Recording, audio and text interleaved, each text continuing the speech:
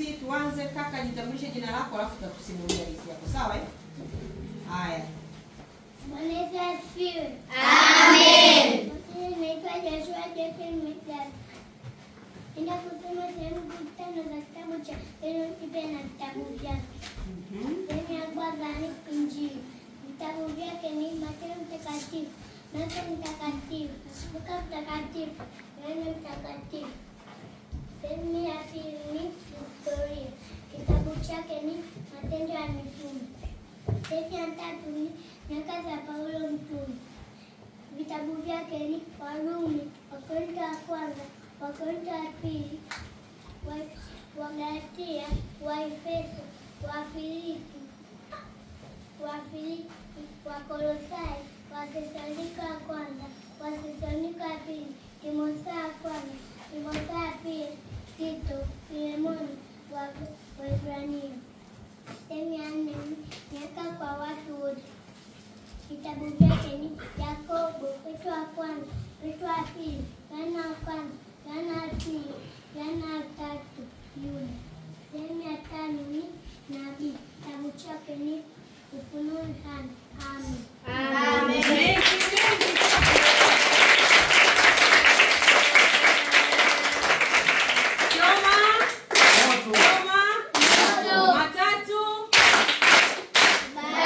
Bwana Yesu asifiwe. Amen. Kwa jina naitwa Grace Comfort Lazaro. Nasimulia simulizi ya Adamu na Hawa. Mungu alimuumba Adamu kwa mavumbi ya ardhi, kisha akampulizia pumzi ya uhai, akawa nafsi ya uhai. Akamweka katika bustani ya Eden, akampa majukumu ya kuilima na kuitunza. Adamu akiwa bustanini alikuwa na kazi nyingi, ikiwa ni pamoja na kuwapa majina wanyama mbalimbali, ndege wa angani na kila kiumbe.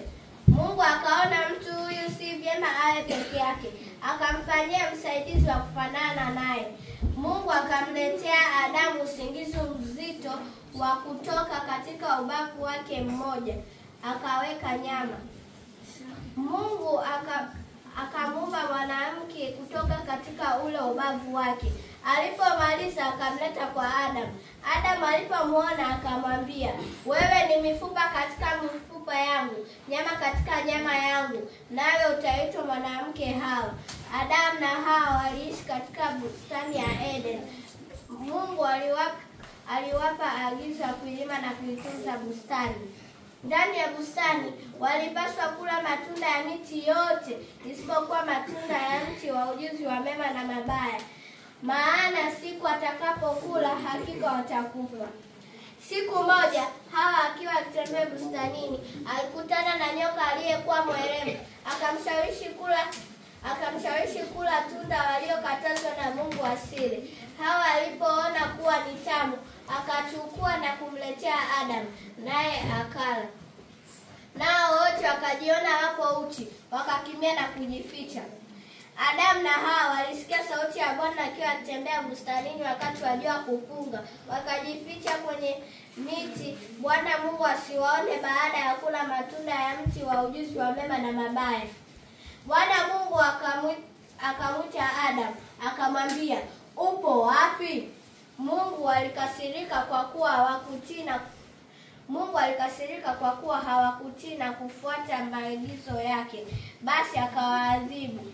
Adamu akapewa adhabu ya kula kwa jasho, na Hawa akazaa kwa uchungu.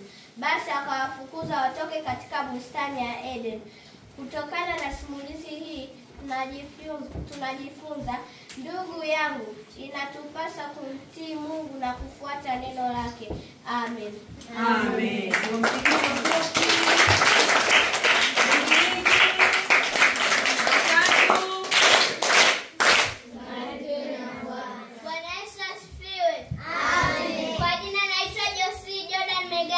Nasimulia simulizi ya Nuhu. Nuhu akapata neema machoni pa Bwana. Nuhu alikuwa mtu wa haki na mkamilifu katika vizazi vyake. Nuhu alikuwa na watoto 3 ambao ni Shem, Ham na Yafeti. Mungu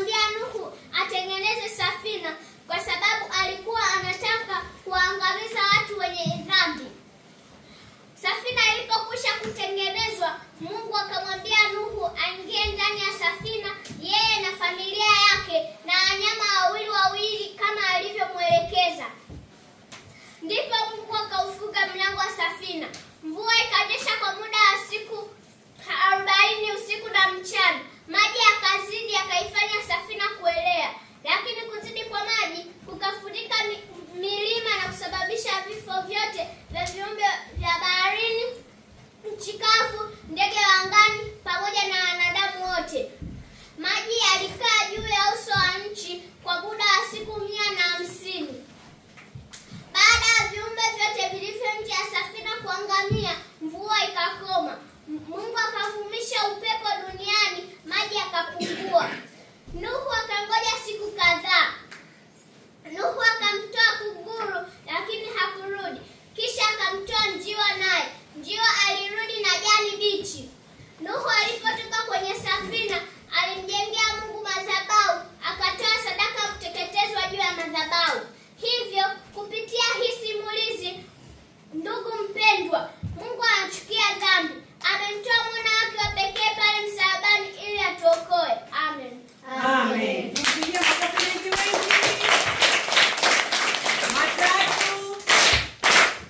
Barikiwe na Bwana. Bwana Yesu asifiwe. Amen. Kwa jina naitwa Nathan Semo Nyarusi. Nasimulia simulizi ya Daudi na Goliati. Daudi alikuwa kijana wa mwisho wa mzee Yese. Daudi alikuwa akichunga kondoo wa baba yake nyikani. Alipokuwa huko, alikuwa akimsifu Mungu kwa kinubi. Mungu alikuwa pamoja na Daudi. Siku moja alitokea simba, akakamata kondoo. Daudi alimpiga simba na kumuua. Siku nyingine alitokea dubu, mnyama mkali sana, akakamata kondoo. Daudi alimpiga na kumuua. Hakika Bwana alikuwa pamoja na Daudi. Siku moja mzee Yese, baba yake Daudi, alimtuma Daudi kwenda jeshini kujulia hali kaka zake ambao walikuwa katika jeshi la Israeli. Wakati huo walikuwa na vita kati yao na jeshi la Filisti. Kiongozi wao aliitwa Goliati. Alijigamba sana kwenye uwanja wa vita. Waisraeli walimwogopa sana.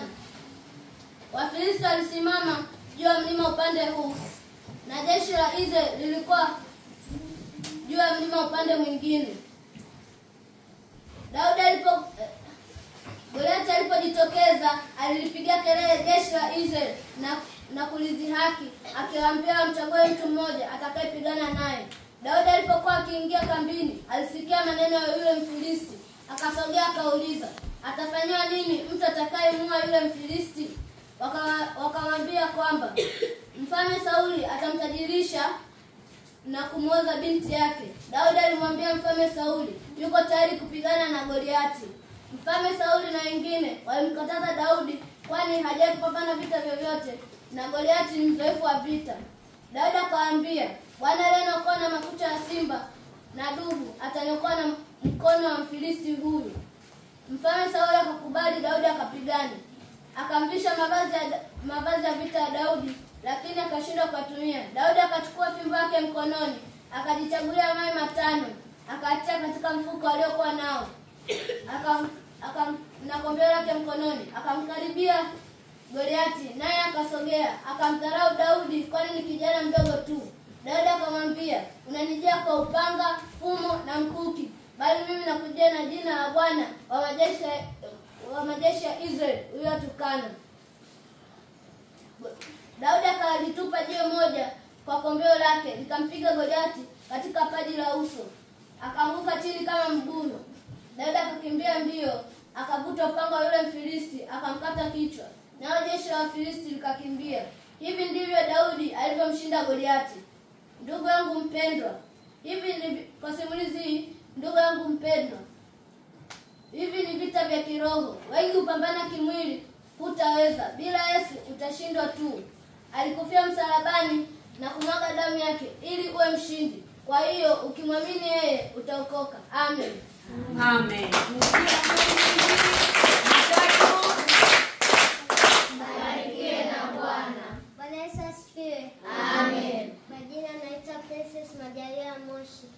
Ninasimulia hadithi ya mwana mpotevu. Palikuwa na mtu mmoja, alikuwa na watoto wawili. Waliishi kwa furaha sana pale nyumbani kwao. Siku moja yule mdogo akamwambia baba yake, "Baba, nipe sehemu ya mali inayoangukia." Baba yake alimpa mali zake zote na kisha akasafiri kwenda nchi ya mbali. Katika nchi hiyo maisha yalikuwa furaha sana, kwani alikuwa na pesa. Alitawanya mali zake kwa uasherati na anasa. Alipokwisha kutumia mali zake zote na kila kitu alicho nacho, njaa kuu iliingia katika nchi. Yeye naye akaanza kuwa mhitaji wa chakula. Alipozingatia moyoni mwake, alisema, ni watumishi wangapi baba yangu anakula na kusaza, na mimi nakufa na njaa. Akaamua kurudi kwa baba yake kumwomba msamaha. Akiwa njiani anarudi, baba yake alimwona kwa mbali, akamhurumia. Alipofika kwa baba yake, akasema, baba, nimekosa juu ya mbingu na mbele yako, sistahili kuitwa mwana wako tena. Baba yake alimpokea, akaagiza avalishwe vazi jipya na kufanya sherehe kubwa sana ya kumpokea. Baba yake wote walishangilia, lakini ndugu yake hakupendezwa na jambo hilo na hakupenda jinsi ndugu yake alivyopokelewa. Hii simulizi inatufundisha kuwa, ndugu mpendwa, unanisikiliza kwa makini, sisi sote ni kama kondoo tumepotea. Kila mmoja amegeukia njia yake mwenyewe. Kifo cha Yesu Kristo msalabani kiwe sababu ya wewe na mimi kumrudia Mungu kwa toba ya kweli. Utapata na utaona badiliko katika maisha yako. Amina. Amen.